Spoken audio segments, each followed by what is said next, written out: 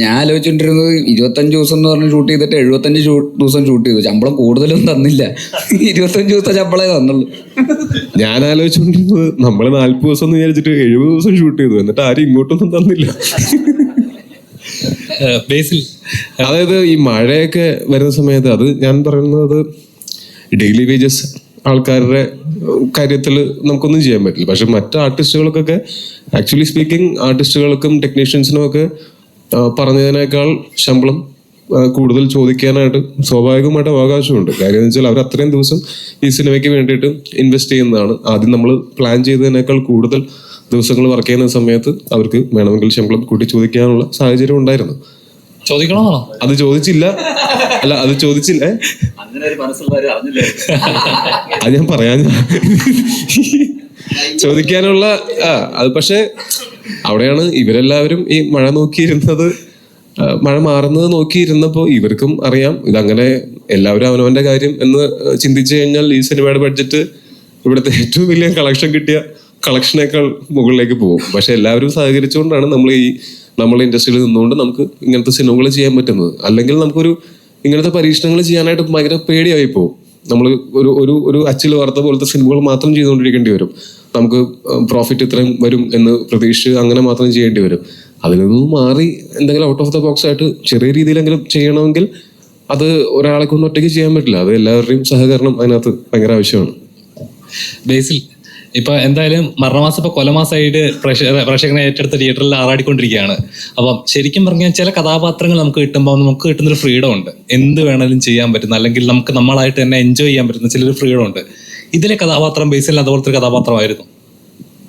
ഇല്ല, ഇത് കുറച്ചുകൂടെ എക്സാജറേറ്റഡ്, അപ്പൊ കുറച്ചുകൂടെ പാടായിരുന്നു. അത് ഇച്ചിരിയോടെ കുറവായിരുന്നു, കുഴപ്പമില്ലായിരുന്നു.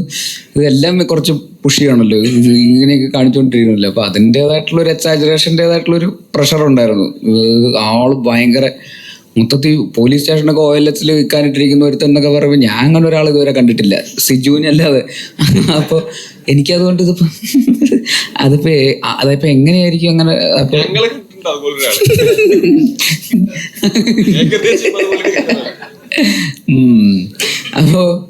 അപ്പൊ അതുകൊണ്ട്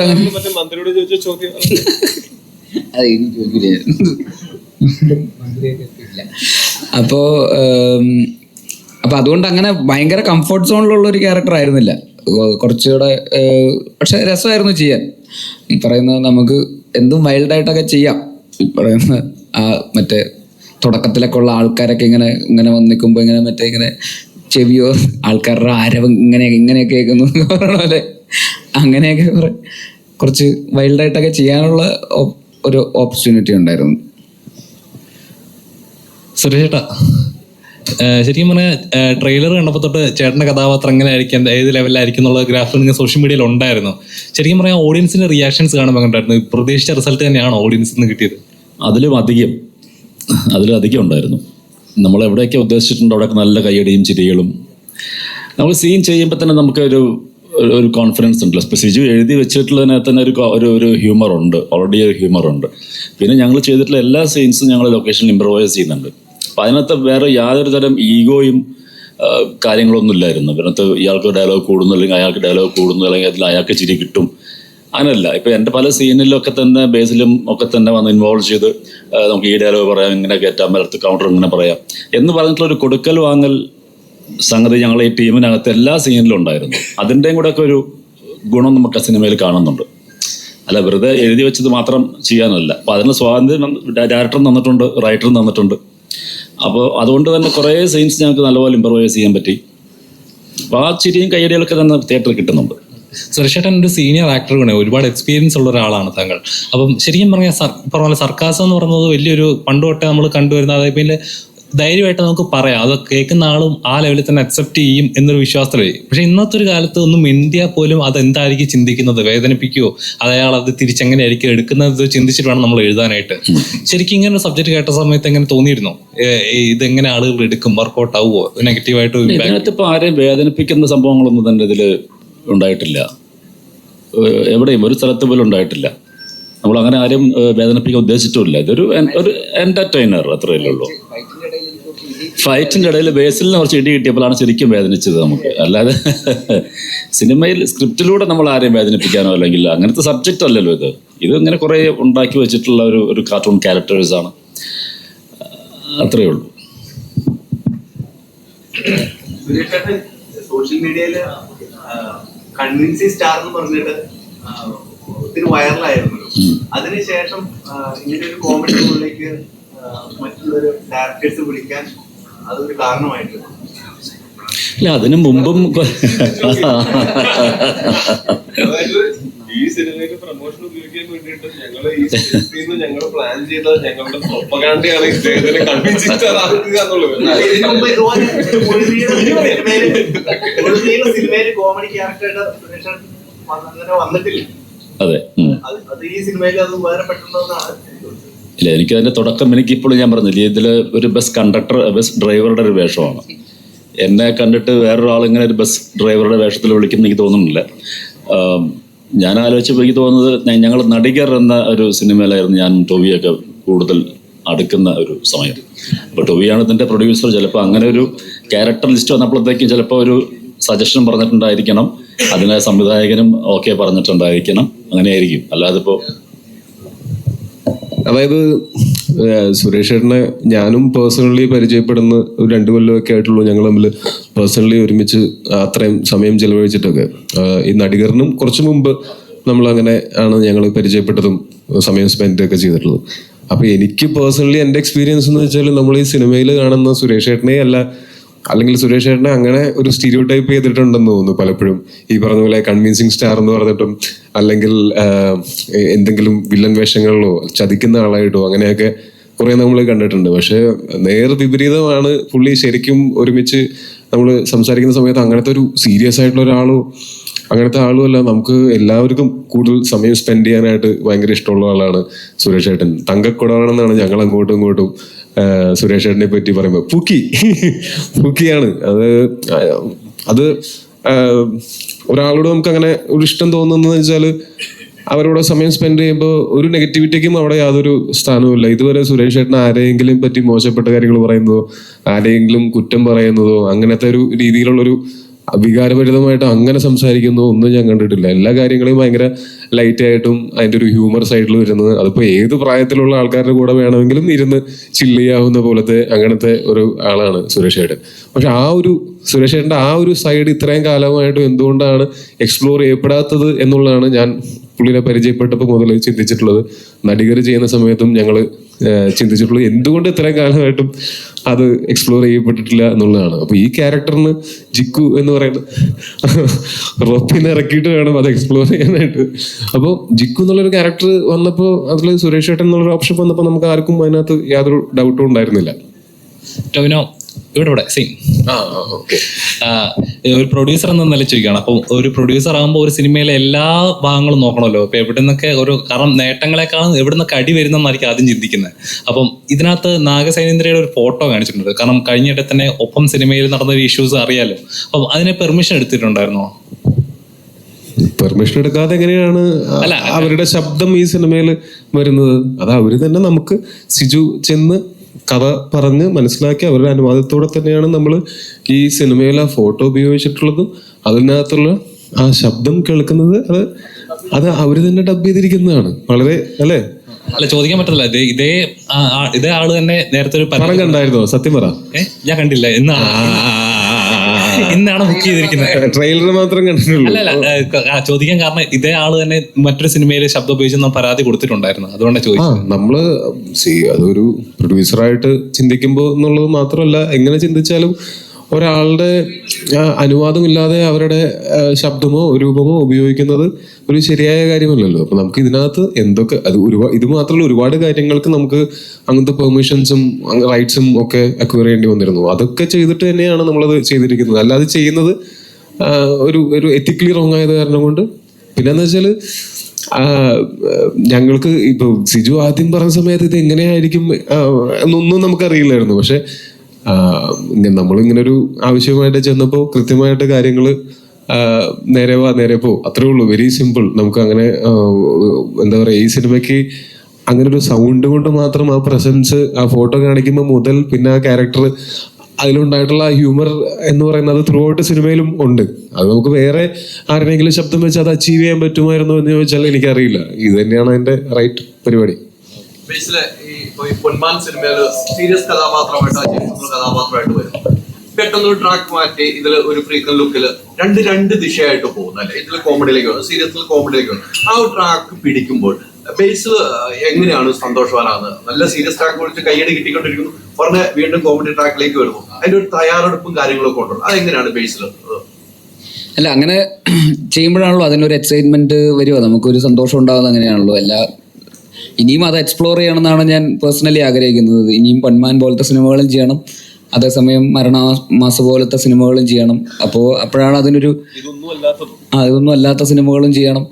അപ്പോൾ അതെല്ലാം കൂടെ ഒരു മിക്സ് ഓഫ് എല്ലാം വരുമ്പോഴാണല്ലോ നമുക്കും ചെയ്യുന്ന അല്ലെങ്കിൽ ഇതൊരു മോണോട്ടോണസ് ഇതായിട്ട് മാത്രം നിൽക്കുമല്ലോ, ഒരേപോലെ തന്നെ എന്നുള്ള രീതിയിൽ നമുക്കും അത് ബോറടിക്കാൻ തുടങ്ങുമല്ലോ, കാണുന്നവർക്കും അത് ബുദ്ധിമുട്ടാവും. അപ്പോൾ അതുകൊണ്ട് പറ്റുന്ന പോലെയൊക്കെ നമുക്ക് പറ്റാവുന്ന പോലെയൊക്കെ ശ്രമിക്കുക. അത് അത്തരത്തിലുള്ള വെറൈറ്റീസ് വരുന്നവർക്കും കൊണ്ടുവരാനുള്ളൊരു മോട്ടിവേഷനും കൂടെ ആണല്ലോ. ഇപ്പോൾ പൊന്മാൻ കാണുമ്പോഴാണ് അവർക്ക് ഓക്കെ ഇയാൾക്ക് ഇങ്ങനത്തെ റോളുകൾ ചെയ്യാൻ സ്കോപ്പ് ഉണ്ട്, അപ്പോൾ അങ്ങനത്തെ റോളുകൾ അവരും ആലോചിക്കുക. ഇല്ലെങ്കിൽ ചിലപ്പോൾ ഈ പറയുന്ന ഗുരുവായൂർ അമ്പലനടയിലോ നുണക്കുഴിയോ മരണമാസം എന്നൊക്കെ പറയുന്ന പോലത്തെ റോളുകൾ മാത്രമായിരിക്കും ചിലപ്പോൾ വരിക. അപ്പോൾ നമ്മളും അത് എക്സ്പ്ലോർ ചെയ്യാൻ ഓപ്പൺ ആകുമ്പോഴാണ് അവരും ഓപ്പൺ ആവുകയുള്ളൂ, ഓഡിയൻസും അതിനനുസരിച്ചിട്ട് എക്സൈറ്റഡ് ആവുകയുള്ളൂ. അപ്പോൾ ഇതെല്ലാം ഒരു ആർട്ടിസ്റ്റിനെ സംബന്ധിച്ചിടത്തോളം എനിക്ക് തോന്നുന്നു വളരാനുള്ള പോസിബിലിറ്റീസ് ആണ്. എല്ലാവർക്കും അങ്ങനെ തന്നെയാണ്. ഒരു ഡയറക്ടർ ആണെങ്കിലും നമ്മൾ ടെക്നീഷ്യൻ എന്നുള്ള രീതിയിൽ പല രീതിയിലുള്ള എക്സ്പെരിമെൻറ്റുകൾ ചെയ്യുമ്പോഴാണല്ലോ, പല രീതിയിലുള്ള ഓപ്ഷൻസ് ട്രൈ ചെയ്യുമ്പോഴാണല്ലോ നമ്മളും വളരുക. അല്ലെങ്കിൽ ഒരേപോലത്തെ കംഫർട്ട് സോണിൽ അകത്ത് തന്നെ നിന്ന് പോകുമല്ലോ. അപ്പോൾ തീർച്ചയായിട്ടും രണ്ടും വേണമെന്ന് എനിക്ക് തോന്നുന്നു, എല്ലാം വേണമെന്ന് എനിക്ക് തോന്നുന്നു. അല്ലെ, ഈ സുരേഷ് ചേട്ടൻ അതിനൊരു മാതൃകയും കൂടെ. ഇത്രയും സീനിയർ ആയ ഒരാളാണ് സുരേഷ് ചേട്ടൻ ചെയ്തു വെച്ചിരുന്ന കഥാപാത്രങ്ങൾ നമുക്കറിയാം, സീരിയസ് കഥാപാത്രങ്ങൾ. പിന്നെ പെട്ടെന്നാണ് ഒരു ട്രാക്ക് മാറ്റി പിടിച്ച് ഈ പറഞ്ഞ പോലെ ടോവിനോയുടെ കൂടെ തന്നെ അഭിനയിച്ച് ഒരു ട്രാക്ക് മാറ്റി ഈ സിനിമയിലേക്കും വരുന്ന ഒരു കോമഡി ആവുന്നത്. അത് സുരേഷ് ചേട്ടൻ ഒരു എക്സ്പീരിയൻസ് എന്തെങ്കിലും പറഞ്ഞു തന്നിട്ടുണ്ടോ? സുരേഷ് ഏട്ടൻ പറഞ്ഞു കേട്ടിടത്തോളം സുരേഷ് ഏട്ടന് കിട്ടിയില്ല ഇതുവരെ. ഇപ്പോഴാണ് അതിനുള്ള ഒരു അവസരം കിട്ടുന്നത് സുരേഷ് ഏട്ടൻ. അല്ലെങ്കിൽ സുരേഷ് ഏട്ടൻ ആ ഒരു ലൂപ്പിൽ പെട്ടുപോയ ഒരാളാണ് ബേസിക്കലി. അതേപോലത്തെ റോളുകൾ ടൈപ്പ് കാസ്റ്റ് ചെയ്യപ്പെടുക, ഇങ്ങനൊരു ഇന്നലെ തന്നെ കുറച്ച് കഥയൊക്കെ പറയുന്നുണ്ടായിരുന്നു, അത് നിങ്ങൾ വേണമെങ്കിൽ പറഞ്ഞു. അപ്പോൾ ഇങ്ങനത്തെ ഒരു സീനുണ്ട്, അപ്പോൾ അതിനൊരാളെ വിളിക്കണം, അതിനൊരു എക്സ്പേർട്ടായിട്ടുള്ള ഉത്തരവാദിത്തത്തോടെ ചെയ്തു കൊടുക്കപ്പെടുന്ന ഒരാൾ വേണം എന്ന് അവർക്ക് തോന്നിക്കഴിഞ്ഞാൽ അപ്പം തന്നെ സുരേഷ് ഏട്ടനെ വിളിക്കും. കോട്ടൊക്കെ ഇടിപ്പിച്ച് വന്ന് പറ്റിക്കുക, ഒരു ചതി, ചെറിയൊരു ചതി. അതപ്പോൾ അങ്ങനെ പിന്നെ അത് ആദ്യം അങ്ങനെ ഒരു ഇതിലേക്ക് അങ്ങ് പോയി. പിന്നെ ഇപ്പോഴാണ് സുരേഷ് ഏട്ടൻ 2.0 റിവീൽ ആവപ്പെടുന്നത്. അപ്പോൾ ഇനി അങ്ങോട്ട് സുരേഷ് ഏട്ടന് എല്ലാ തരത്തിലുള്ള റോളുകളും വരും എന്ന് തന്നെയാണ് ഞാൻ വിശ്വസിക്കുന്നത്. കോമഡിയും പ്രോപ്പർ ക്യാരക്ടർ റോൾസും അല്ലാത്ത ഈ പറയുന്ന കുറച്ച് വില്ലനി ആയിട്ടുള്ള റോൾസും എല്ലാം ഇനി വരാനുള്ള ഓപ്പർച്യൂണിറ്റി ഞാൻ വാതിൽ മലർക്കെ തുറന്നു നടക്കുകയാണെന്നാണ് എനിക്ക് തോന്നുന്നത്. ബേസിലിൻ്റെ അടുത്ത പടത്തിൽ നല്ലൊരു വേഷം ചെയ്യുന്നുണ്ട് ഞാൻ. അത് ഇവിടെ വെച്ച് റിവീൽ ചെയ്യാണ്.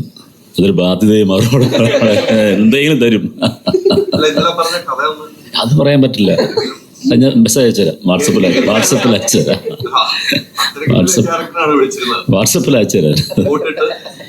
ഒന്നുമില്ല, ഒരു സീസണിൽ സ്ഥിരമായിട്ട് ബലാത്സംഗം ആ പരിപാടിയൊക്കെ ആയിരുന്നു. ഞാനങ്ങനെ ആലോചിക്കും എന്തിനാ എന്നെ വിളിക്കുന്നവർ സ്ഥിരമായിട്ട്. അങ്ങനെ ഏതോ ഒരു നമ്മുടെ നന്ദിനി എന്ന് പറഞ്ഞ നമ്മുടെ ഒരു നായിക ഉണ്ടായിരുന്നല്ലോ പണ്ട്, നമ്മുടെ കരുമാടിക്കുട്ടനുള്ള നായിക. അതിലും ബലാത്സംഗം പരിപാടി ഉണ്ടായിരുന്നു. അത് കഴിഞ്ഞ് 3 പടം അടുപ്പിച്ച് ഞാനായിരുന്നു. അപ്പം 3ാമത്തെ സിനിമ എത്തിയപ്പോൾ അവർ വെച്ചു ഇതിലും നിങ്ങളാണോ? അപ്പോൾ ഞാൻ പറഞ്ഞു ഇവിടെ ചിലപ്പോൾ അധികം ആൾക്കാർക്ക് ഇത് അറിയില്ലായിരിക്കാം, അതുകൊണ്ടാണ് നമുക്ക് പെട്ടെന്ന് അധികം ടേക്ക് പോവാതെ പെട്ടെന്ന് പണി തീർക്കാന്ന് പറഞ്ഞിട്ട് എന്ന് പറഞ്ഞൊരു 3-4 പടം അടുപ്പിച്ച് ഞാൻ അവരുടെ കൂടെ ഉണ്ടായിട്ടുണ്ട്. അപ്പൊ അതിനൊക്കെ പ്രത്യേകിച്ച് ഇപ്പോൾ അയാളെ കണ്ടു കഴിഞ്ഞാൽ അയാൾ നല്ല ബലാത്സംഗം പേരിനായിരിക്കും, അങ്ങനെയൊന്നും എന്നെ കണ്ട അതൊന്നും ആയിരിക്കില്ല. പക്ഷെ അങ്ങനെ ഒരു ട്രെൻഡ് ഒരു സമയത്ത് അങ്ങനെ ഒരു ത്രൂ ഔട്ട് അത് തന്നെയായിരുന്നു. സിനിമ മാറി, ആ ട്രെൻഡുകൾ മാറുന്നുണ്ട്, മാറി ഒരുപാട് സിനിമകൾ മാറി. പല ടോവിയാണ് ചെയ്തു വെച്ചാൽ പല കഥാപാത്രങ്ങളും മാറിയാണ് ചെയ്യുന്നത്. അപ്പൊ എല്ലാ ആർട്ടിസ്റ്റുകളും അതിന് തയ്യാറാവുന്നുണ്ട്. ചില ആർട്ടിസ്റ്റുകളുടെ അടുത്തേക്ക് ചെല്ലാൻ ഡയറക്ടർ ഭയക്കുന്നുണ്ട്, അവരെ കൊണ്ട് ഈ ഭാരം എടുപ്പിക്കാൻ കഴിയുമെന്ന് ഭയപ്പെടുന്ന ഡയറക്ടർമാരുണ്ട്. അതെ ഇല്ല, ആർട്ടിസ്റ്റ് തയ്യാറാവുന്നത് മാത്രമല്ല, അത് ഓഡിയൻസ് അക്സെപ്റ്റ് ചെയ്യുന്നുണ്ട് എന്നുള്ളതാണ് അതിന്റെ ഏറ്റവും വലിയ പോയിന്റ്. എന്നാൽ പണ്ടും എല്ലാ ആർട്ടിസ്റ്റിനും ആഗ്രഹം ഉണ്ടായിരിക്കും പക്ഷെ ഇത് ഓഡിയൻസ് ഇയാൾ അക്സെപ്റ്റ് ചെയ്യുമോ എന്നുള്ളൊരു പേടി കാരണം പ്രൊഡ്യൂസറോ അല്ലെങ്കിൽ ഡയറക്ടറോ സമ്മതിക്കത്തില്ലായിരിക്കും. അതായിരിക്കാം അങ്ങനെ സ്ഥിരം വില്ലൻ അല്ലെങ്കിൽ സ്ഥിരം ഫൈറ്റ് എന്നൊക്കെ പറഞ്ഞിട്ട് അങ്ങനെ തന്നെ മാറിപ്പോകുന്നത് അതുകൊണ്ടായിരിക്കാം. ആരും അങ്ങനെ ശ്രമിച്ചിട്ടില്ല. ഈ ടൈപ്പ് കാസ്റ്റ് ആവുന്നത് ഒരുപക്ഷെ ഡയറക്ടർക്ക് ഒരു വില്ലൻ ക്യാരക്ടറിനെ കണ്ടുപിടിക്കാൻ ഒത്തിരി എഫേർട്ട് എടുക്കാൻ പറ്റാത്തതുകൊണ്ടാണോ, അതോ ഇയാളെ തന്നെ മതി അതാകുമ്പോൾ എനിക്ക് അധികം എഫേർട്ട് എടുക്കണ്ടല്ലോ എന്ന് എഴുതിയിട്ടാണോ ഒരാളെ തന്നെ എപ്പോഴും കണ്ടിന്യൂസ് ആയിട്ട് വിളിക്കുന്നത്? ഇല്ല, അതാണത് ഓഡിയൻസിന്റെ അക്സെപ്റ്റൻസി ഉണ്ട് ഇവർക്കുണ്ട് എന്നുള്ളത് കൊണ്ടായിരിക്കാം. ഞങ്ങള് ജോണി ആന്റണിയുടെ ഒരു പടം തുറുപ്പ് വിലാനാണെന്ന് തോന്നുന്നു, അതിൽ അഭിനയിക്കുന്ന സമയത്ത് പട്ടണത്തിൽ ഭൂതം രാജൻ പി ദേവും ഞാനൊക്കെ ഉണ്ടായിരുന്നത്.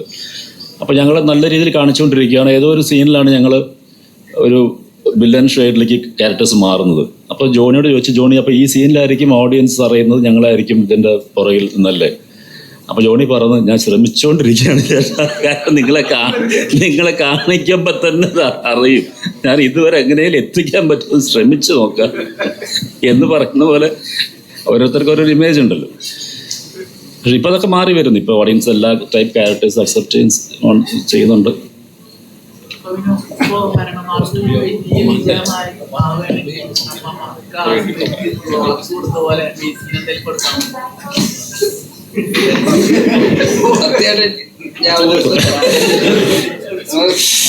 ഒരു പഴം എടുത്തോ,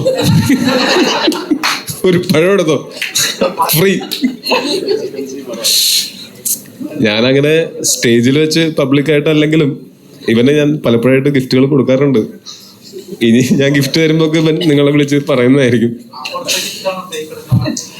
ഇവന്റെ അടുത്ത് വന്ന് ഇവന്റെ പെർഫ്യൂം ഒന്ന് മണത്ത് നോക്കൂ. അതാര് ഗിഫ്റ്റ് തന്നാടാ? നീ തന്നെ.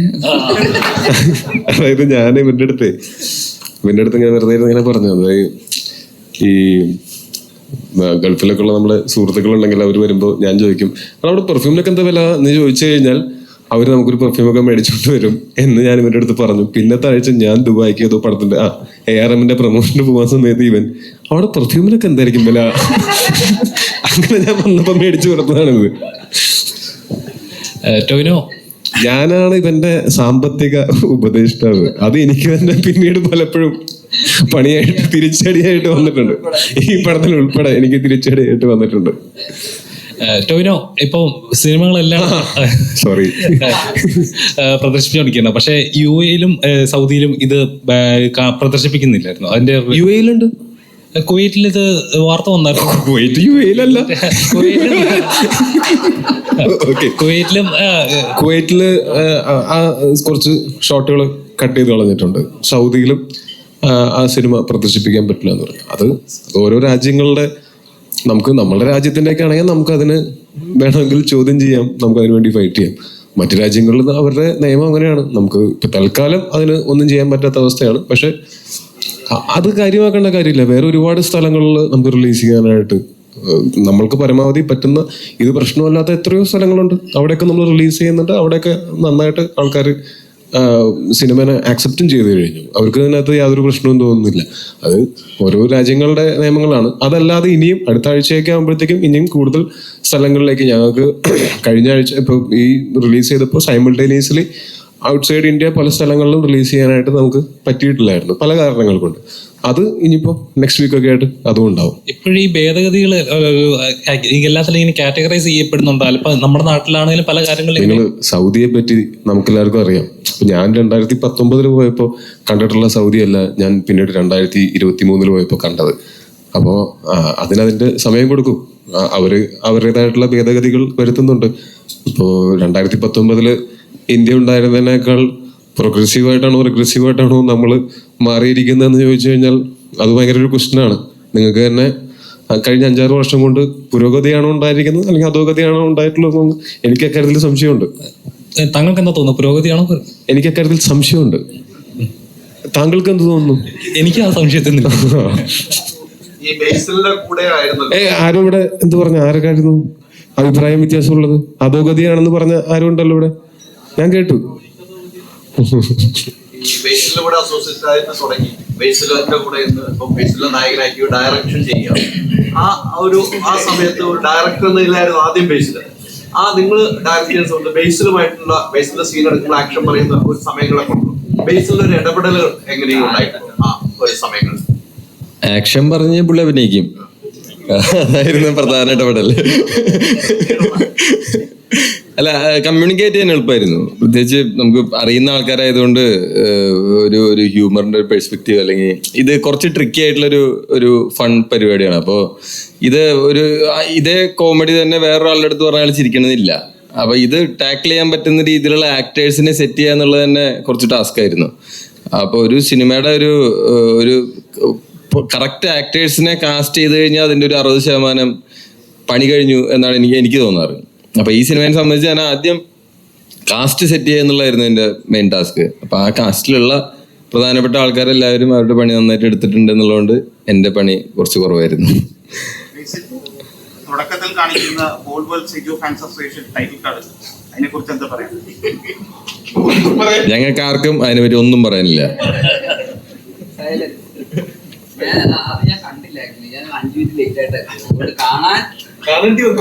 അല്ല, അതിന് തൊട്ട് മുമ്പ് ടോയ്ച്ചേട്ടൻ്റെ കാർഡ് വെക്കുന്നുണ്ട്. അത് കഴിഞ്ഞിട്ട് all world Siju Sunny fans association ഒന്നുകൂടെ ശ്രദ്ധിച്ച് അതിൻ്റെ താഴെ സെക്രട്ടറിയുടെ പേരുമുണ്ട്, പ്രസിഡന്റിന്റെ പേരുണ്ട്, ട്രഷറിയുടെ പേരുണ്ട്. ഇനി ആരെങ്കിലും കാണുമ്പോൾ ഒന്നുകൂടെ ശ്രദ്ധിച്ചാൽ അത് കാണാൻ പറ്റും അത് ആരൊക്കെയാണ്. അപ്പോൾ കറക്റ്റായിട്ട് കിട്ടിക്കോളും.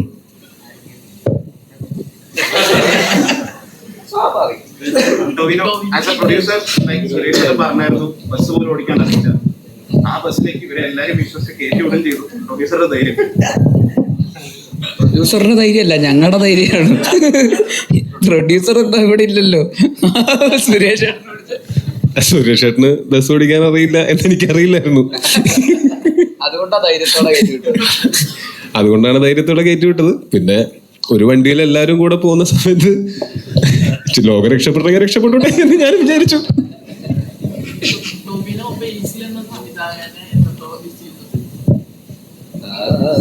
I miss you.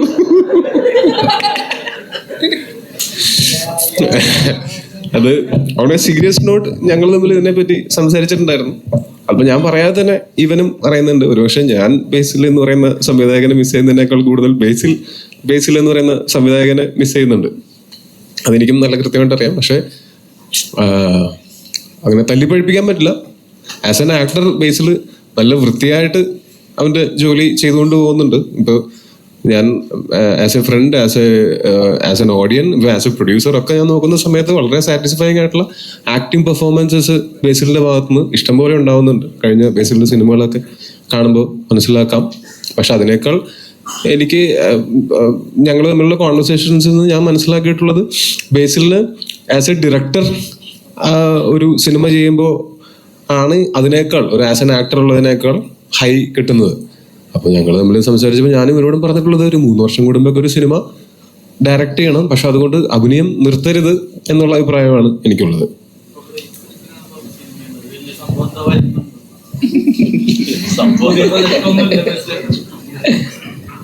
ഇല്ല, അത് എഴുത്ത് നടക്കുന്നു. കുറച്ച് 1-2 പെട്ടെന്ന് അതിന് തീരുമാനമാവുമെന്ന് പ്രതീക്ഷിക്കുന്നു. പെട്ടെന്ന്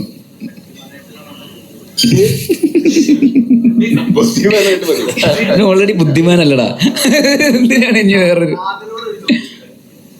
സൗദി ആ രാജ്യങ്ങളില് അഭിനയിച്ച സീൻ കട്ടായി പോയെന്ന് പറയുമ്പോ എന്താണ് തോന്നിയത്? അത് വ്യക്തിപരമായിട്ട് ഒത്തിരി ഹേർട്ട് ആവുന്ന. ഞാൻ UAE സഞ്ചരിക്കുന്ന ആളാണ്. പോകുന്നതിൽ പ്രശ്നമില്ല, പക്ഷെ അത് വിഷമമുണ്ട്. എല്ലാവർക്കും ഉള്ളതുപോലെ തന്നെ എനിക്കും വിഷമമുണ്ടായി. പ്രത്യേകിച്ച് സിനിമയിലെ സീൻ കട്ട് ചെയ്താലും എങ്കിലും ടെലികാസ്റ്റ് അല്ലെങ്കിൽ റിലീസ് ചെയ്യപ്പെടണമായിരുന്നു എന്നുള്ളതായിരുന്നു. സ്വാഭാവികമായിട്ടും ടോവിനോ ചേട്ടൻ പറഞ്ഞതുപോലെ നമ്മൾ കുറച്ച് വർഷം കൂടെ കഴിഞ്ഞാൽ ഇത് മാറി ചിന്തിക്കുന്ന ഒരു അവസ്ഥയിലേക്ക് എത്തും. കാരണം വളരെ കുറച്ച് വർഷമായിട്ടുള്ള അവിടെ സ്ത്രീകൾക്ക് ഡ്രൈവിംഗ് ലൈസൻസ് കൊടുത്തു തുടങ്ങിയിട്ടുള്ളത്. അപ്പം അതിൻ്റെ ഒരു പുരോഗതി അല്ലെങ്കിൽ ഒരു മാറ്റമൊക്കെ സംഭവിക്കുന്ന പ്രതീക്ഷയുണ്ട്. എനിക്ക് തോന്നുന്നു മറ്റെല്ലാ സ്ഥലത്തും വലിയ പ്രശ്നമൊന്നും ഇല്ലാതെ തന്നെ കടന്നു പോകുന്നുണ്ട് നമ്മൾ.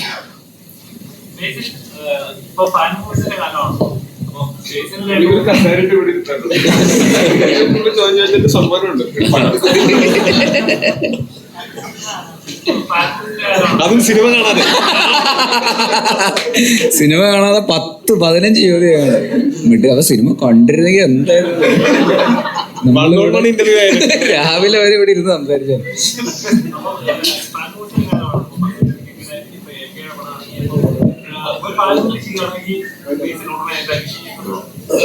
ഒന്നും കൂടെ കേട്ടില്ല. അതെ.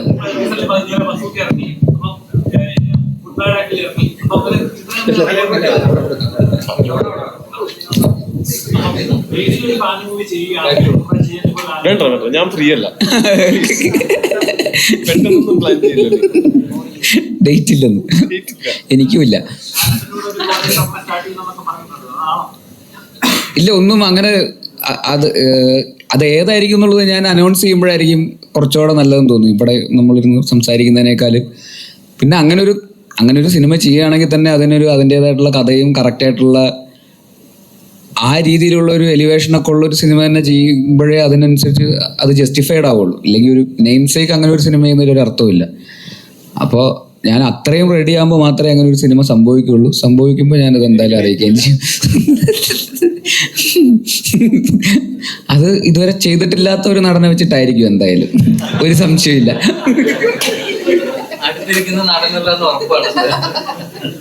ഉറപ്പായിട്ടും. പബ്ലിക്കിൽ ഇങ്ങനെ പറയണമെന്നുള്ളൂ, പക്ഷെ എന്നെ വിളിച്ചിട്ട് ഭയങ്കര ഫാനാണെന്നൊക്കെ പറയാറുണ്ട്. ടോബി ഒരു പ്രൊഡ്യൂസർ എന്ന നിലയിലേക്ക് മാറിക്കഴിഞ്ഞപ്പോഴുണ്ടല്ലോ, നമുക്ക് ഞാനങ്ങനെ മാറിയിട്ടേ ഇല്ല, അങ്ങനെ മാറ്റാൻ നോക്കണ്ട. സാഹചര്യങ്ങളാണല്ലോ ഇപ്പൊ നിർമ്മാതാക്കളുടെ സംഘടനയുമായിട്ടുള്ള പ്രശ്നങ്ങൾ വലിയ രീതിക്ക് നടക്കുന്നത്. ചില സിനിമയുടെ വിവരം, ഞങ്ങളുടെ സംഘടനയുമായിട്ട് ആർക്കാണ് പ്രശ്നം? ചില വിവരങ്ങൾ പുറത്തുവിടുന്നു. ഞങ്ങൾ നിർമ്മാതാക്കളുടെ സംഘടനയുമായിട്ട് ആർക്കാണ് പ്രശ്നം? ചില വിവരങ്ങൾ പുറത്തുവിടുന്നു. ഇപ്പം ഈ സിനിമ ഇന്ന് ഇറങ്ങിയിരിക്കുകയാണ്, ഇന്നലെ ഇറങ്ങിയിരിക്കുകയാണ്. ഇനി ഒരു മാസം കഴിയുമ്പോൾ അവർ ഇതിന്റെ എമൗണ്ട് പുറത്തുവിടുന്നു. വെയിറ്റിംഗ്. ആരെങ്കിലും കള്ളക്കണക്ക് നടത്തണമെന്ന് എനിക്ക് അങ്ങനെ വേണം അറിയാനായിട്ട്. അങ്ങനത്തെ സംഭവങ്ങളൊക്കെ നടക്കുന്നുണ്ട്. ഒരു ആക്ടറാണ് ഇപ്പോൾ നിർമ്മാതാവായിട്ടുണ്ട്. അത്തരം ഒരു രീതി ഒരു സിനിമ നിർമ്മിക്കാൻ വരുന്ന, ഇപ്പം ടോവി ഇവിടെ ഉള്ള ആൾ വരുന്നു, ഇപ്പം ടോവിയുടെ സിനിമ പുറത്ത് നിന്ന് ഒരാൾ നിർമ്മിക്കാൻ വരുമ്പോൾ ഈ സിനിമ മലയാള സിനിമയുള്ള പരാജയത്തിന്റെ കണക്കുകൾ അവതരിപ്പിക്കുമ്പോൾ ഒരു നിർമ്മാതാവ് സ്വയം മാറിപ്പോകുന്ന സാഹചര്യം പല സിനിമയ്ക്കൂടെ സംഭവിച്ചിട്ടുണ്ട്. അത്തരം ഒരു രീതിയൊക്കെ ഇപ്പം നിർമ്മാതാവ് എന്ന നിലയിൽ തന്നെയാണ് ഞാൻ ചോദിക്കുന്നത്. അങ്ങനെ അത്തരം രീതിയൊക്കെ തുടർന്നു കഴിഞ്ഞാൽ ഈ സിനിമ മലയാള സിനിമയ്ക്ക് നഷ്ടങ്ങൾ ഉണ്ടാകുമെന്ന് പേഴ്സണലി എൻ്റെ അഭിപ്രായം കേട്ടോ. നഷ്ടങ്ങൾ ഉണ്ടാവുള്ളൂ, അതിന് പുരോഗതി ഒരിക്കലും ഉണ്ടാകില്ല. ആ രീതി എങ്ങനെയാണ് ടോവി കാണുന്നത്? നമുക്കത് ആരെയും പറഞ്ഞു മനസ്സിലാക്കാനോ അങ്ങനെ അത് പറഞ്ഞു നന്നാക്കാനോ ഒന്നും നമുക്ക് പറ്റില്ല. പക്ഷെ നമ്മളിതിൻ്റെ ഫാക്റ്റുകൾ നമ്മൾ ചിന്തിക്കുകയാണെങ്കിൽ, ഫാക്ട് ചെക്ക് ചെയ്യുകയാണെങ്കിൽ, കഴിഞ്ഞ കൊല്ലത്തെ 2024 മലയാള സിനിമയുടെ ഒരു സക്സസ് പെർസെൻറ്റേജ് എന്ന് പറയുന്നത് ഭയങ്കര കൂടുതലാണ് കമ്പയർഡ് ടു മറ്റു പല ഇൻഡസ്ട്രികൾ, അല്ലെങ്കിൽ കമ്പയർഡ് ടു ഇതിൻ്റെ മുൻ വർഷങ്ങളിലെ മലയാള സിനിമയുടെ ഒരു സക്സസ് പെർസെൻറ്റേജ് വെച്ച് നോക്കുമ്പോൾ. കാര്യം ഒരു 12% എന്നൊക്കെ പറയുന്നത് ഒരു വലിയ സക്സസ് പെർസെൻറ്റേജ് ആണെന്നാണ് ഇതിൻ്റെ കണക്കുകൾ പരിശോധിച്ചാൽ നമുക്ക് മനസ്സിലാവുന്നത്. അപ്പോൾ അത് പ്രതിസന്ധിയാണെങ്കിൽ പിന്നെ ബാക്കി എല്ലാം പ്രതിസന്ധിയാണ്. മലയാള സിനിമയ്ക്ക് പ്രതിസന്ധികൾ, പലതരത്തിലുള്ള പ്രതിസന്ധികൾ ഉണ്ടായിക്കൊണ്ടിരിക്കും. അതിനെയൊക്കെ അതിജീവിച്ചിട്ട് ഇത്രയും വർഷം നിലനിന്ന നമ്മളുടെ സിനിമാ വ്യവസായം ഇനിയും നിലനിൽക്കും. പ്രതിസന്ധികൾ ഉണ്ടാകുമ്പോൾ പരസ്പരം ചെളിവാരി എറിയുന്നതിനേക്കാൾ ഞാൻ മനസ്സിലാക്കുന്നത് കൂട്ടായിട്ടുള്ള സഹകരണങ്ങളിലൂടെയാണ് നമുക്ക് നമ്മളുടെ എന്നും മലയാള സിനിമ നിലനിന്നിട്ടുള്ളത്. അങ്ങനെ ഒരു സഹകരണ അടിസ്ഥാനത്തിലാണ് അങ്ങോട്ടും ഇങ്ങോട്ടും ഒക്കെ. അത് തന്നെ തുടർന്ന് പോവുകയും നമ്മളെല്ലാം ഈ ഇൻഡസ്ട്രി അങ്ങനെ അന്യം നിന്ന് പോവുകയൊന്നുമില്ല. അങ്ങനെ പൂട്ടിയിടാനും പറ്റില്ല. ഇപ്പം ഞാൻ ഉൾപ്പെടെ, ഇവിടെ ഇരിക്കുന്ന എല്ലാവരും ഉൾപ്പെടെ ആരെയും സിനിമയ്ക്ക് ആവശ്യമില്ല. നമുക്കൊക്കെയാണ് സിനിമ ആവശ്യം. അപ്പോൾ നമ്മളൊക്കെ തുടർന്നും ഈ എത്രത്തോളം സഹകരിച്ച് എത്രത്തോളം ആത്മാർത്ഥമായിട്ട് വർക്ക് ചെയ്യാൻ പറ്റുമോ അതുപോലെ തന്നെയാണ് ഇനിയും തുടർന്നും വർക്ക് ചെയ്യാൻ പോകുന്നത്. ഇതിനകത്ത് ആരൊക്കെ എന്തൊക്കെ പറഞ്ഞാലും അൾട്ടിമേറ്റ് ആയിട്ട് നമുക്കൊക്കെ സിനിമയോടുള്ള സ്നേഹവും സിനിമ കണ്ടിട്ട് ആസ്വദിക്കുന്ന ആൾക്കാർക്ക് ഉണ്ടാവുന്ന ആ ഒരു സാറ്റിസ്ഫാക്ഷനും സന്തോഷവും, അത് മാത്രമാണ്. അതുള്ളിടത്തോളം കാലം എന്ത് പ്രതിസന്ധിയെയും തരണം ചെയ്യാവുന്നതേ ഉള്ളൂ.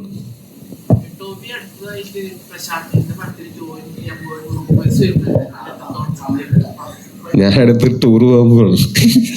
അടുത്തത് ഇല്ല, അങ്ങനെ അടുത്തത് ജോയിൻ ചെയ്യാനായിട്ട് ഞാൻ എന്തായാലും ഒരു ജൂൺ വരെ ഞാനിപ്പോൾ സിനിമകളൊന്നും, ഈ വർഷം ഞാൻ സിനിമകളൊന്നും അഭിനയിച്ചിട്ടില്ല. എനിക്ക് ആകെ ഞാൻ ഒരു കുറച്ച് ദിവസം നരിവേട്ട കഴിഞ്ഞിട്ട് ഞാൻ വേറെ സിനിമകളിലൊന്നും അഭിനയിച്ചിട്ടില്ല. ഞാനും കുറച്ച് യാത്രകളൊക്കെ ചെയ്യാനുള്ള താല്പര്യമുണ്ട്. അതുകൊണ്ട് അങ്ങനെ യാത്രകളൊക്കെ ചെയ്തുകൊണ്ടിരിക്കുകയാണ്. അപ്പോൾ അടുത്ത ആഴ്ച ഞാനൊന്ന് ഡിസ്കഷൻസ് പലതും നടക്കുന്നുണ്ട്. ഇപ്പോൾ ആ സമയം ഞാൻ അതിന് വേണ്ടിയിട്ടാണ്, യാത്രയ്ക്കും ഇനി മുന്നോട്ടുള്ള സിനിമകളുടെ ഡിസ്കഷനും വേണ്ടിയിട്ടാണ് ഞാൻ ആ സമയം മാറ്റി വെച്ചിട്ടുള്ളത്. അതിൻ്റെ ഒപ്പം ഇപ്പോൾ അടുത്ത ആഴ്ച ഞാനൊന്ന് തായ്വാനിൽ പോവുകയാണ്. അവിടെ തായ്പയിൽ ഗോൾഡൻ ഹോഴ്സ് ഫിലിം ഫെസ്റ്റിവലിൽ ഫാൻറ്റസി ഓഫ് ദ ഇയർ എന്ന് പറഞ്ഞിട്ട് നമ്മളുടെ ARM അവിടെ സ്ക്രീൻ ചെയ്യപ്പെടുന്നുണ്ട്. അപ്പോൾ ഞാൻ വേറെ ഏതെങ്കിലും സിനിമയുടെ ഷൂട്ടിലായിരുന്നെങ്കിൽ എനിക്ക് തായ്പേയി കാണാൻ പറ്റൂലായിരുന്നു. അപ്പൊ ഞാൻ ഫ്രീ ആണെങ്കിൽ വാ എൻ്റെ റൂമിൽ കിടക്കാം. ഓക്കെ, അപ്പൊ അങ്ങനെ അതിന് പോകുന്നുണ്ട്. അപ്പൊ അങ്ങനെ പിന്നെ ഫാമിലി ആയിട്ടൊക്കെ കൂടുതൽ സമയം സ്പെൻഡ് ചെയ്യാനായിട്ട്. മറ്റേത് ചേട്ടൻ ബാക്കിയുള്ള കാര്യങ്ങളൊക്കെ നോക്കിക്കോളുമായിരുന്നു. ഇപ്പൊ ചേട്ടൻ തിരക്കിലായതുകൊണ്ട് ഞാനാണ് വീട്ടില് പ്രധാനപ്പെട്ട കാര്യങ്ങളൊക്കെ നോക്കുന്നത്. ഞാനാണ് താരതമ്യേന തിരക്ക് കുറഞ്ഞ ആള് വീട്ടിലെ ഗൃഹനാഥൻ. പക്ഷെ ഈ പറഞ്ഞ പോലെ ഇനി വരുന്ന സിനിമകൾ ഒക്കെ എന്ന് വെച്ചാൽ അതിന്റെ സമയാസമയങ്ങളിൽ ഞാൻ അപ്ഡേറ്റുകൾ സോഷ്യൽ മീഡിയയിലൂടെയോ അല്ലെങ്കിൽ ഇതുപോലെ എപ്പോഴെങ്കിലും നമുക്കിരുന്ന് പങ്കുവെക്കാം. ഇപ്പൊ എക്സ്ക്ലൂസീവ് ചോദിക്കില്ലേ.